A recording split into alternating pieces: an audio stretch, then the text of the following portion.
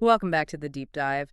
Today we're tackling one of the universe's most fascinating, maybe slightly terrifying topics, Mm. black holes. Definitely fascinating. And we're drawing heavily on NASA's excellent resources for this.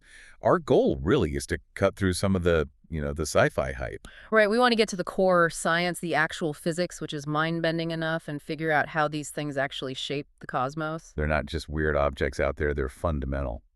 So, yeah, let's dive in. Okay, so this is kind of your quick guide to black holes, what they are, how they form, why the name fits so perfectly.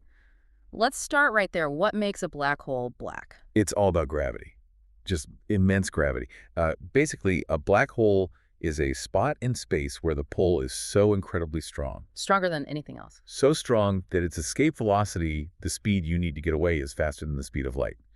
And since nothing travels faster than light, Nothing can escape, not even light itself. exactly, that's why it appears black. Light goes in, it doesn't come out. Okay, so it's extreme gravity. But lots of things have mass. What's the special ingredient here? Is it just being really big? Well, mass is part of it, but it's not the whole story.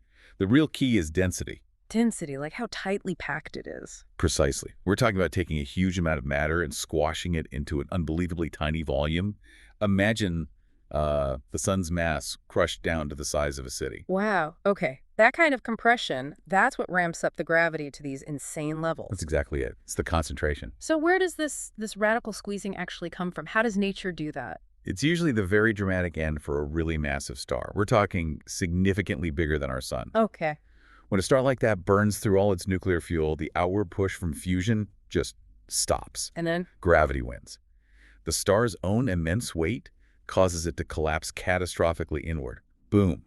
That collapse is what can create this incredibly dense object. So, a star dies and potentially leaves behind this point of impossible density. It's weird, though, describing something we literally can't see. If no light gets out, how do physicists even talk about its structure? Yeah, it's all theoretical, based on how gravity should work.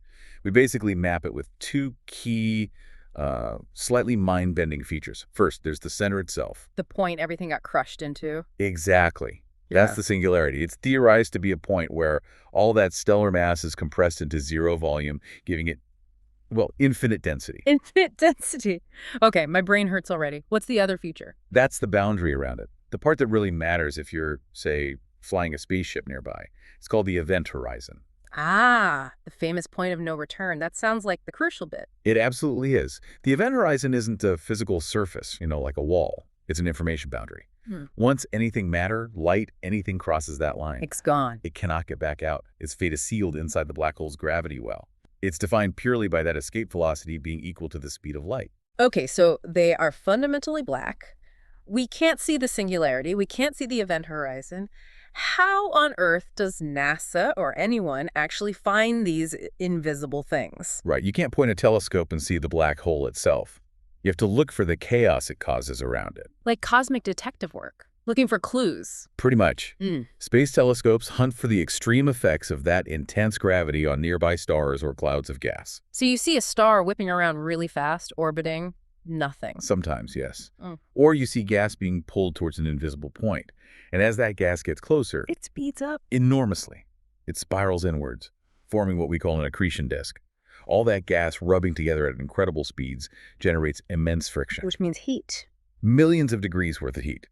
This superheated gas glows incredibly brightly, often blasting out powerful X-rays. Ah, so the X-rays are the giveaway. Telescopes see those X-rays. And they know there must be something incredibly massive and compact hiding there, heating that gas up. So, paradoxically, the black hole reveals itself by how brightly the material around it shines just before it disappears. That's, yeah, really counterintuitive. Okay, so we know how to spot them by their effects. Let's talk scale. I hear they're not all the same size. Not at all. There's a huge range. We generally talk about two main categories, and the difference in scale is just vast. Right. So first up, the more common ones, the ones born from those stars we talked about. Those are the stellar mass black holes. They're, relatively speaking, the small ones, typically maybe up to, say, 20 times the mass of our sun. Okay, still hefty, but compared to the other kinds. Exactly. These stellar ones are scattered throughout galaxies, just the natural leftovers of individual massive star deaths. And then there's the other end of the spectrum, the really big ones. Oh, yeah. The supermassive black holes. These are the monsters. How supermassive are we talking? Millions or even billions with a B times the mass of our sun. Yeah. These colossal gravitational anchors. Billions. Wow. And where do you find those? Are they just floating around too? No, that's the really interesting part. We find these supermassive black holes smack dab in the center of almost every large galaxy we can observe, Every large galaxy, including ours. including our own Milky Way. We have one called Sagittarius A right at the galactic core. It seems like they're somehow fundamental to how large galaxies form and evolve. So they're not just in galaxies, they're like central pillars for them. That's what the evidence strongly suggests. Mm. There's a deep connection there we're still trying to fully understand. Okay. Formation, structure, scale, detection. Got it. Now, we absolutely have to tackle the big myth. The image everyone has of black holes as like cosmic vacuum cleaners just roaming space, gobbling up planets and stars left and right. Right. The runaway Hoover idea Yeah. is probably the biggest popular misconception. And it's wrong. Completely. Black holes obey the exact same laws of gravity as everything else. Stars, planets, you name it. They only swallow things that drift too close. Meaning things that cross the event horizon. Precisely. If you stay outside that boundary, you can orbit a black hole just fine. Same as you'd orbit a star of the same mass. They don't have some kind of extra magical suction power reaching out across the universe. Okay, so the sources gave this great example. Let's say, hypothetically, our sun instantly turned into a black hole, but kept the exact same mass. What happens to Earth? Do we get sucked in? Not even slightly. That's the key takeaway. If the mass stays the same, the gravitational pull at Earth's distance remains identical. So we just keep orbiting? We'd keep orbiting perfectly fine. Now, we'd freeze to death instantly without the sun's light and heat, obviously. Minor detail. Yeah, rather important one. But orbit-wise, no change. It proves they aren't these indiscriminate cosmic vacuum cleaners. They're just points of extreme mass concentration.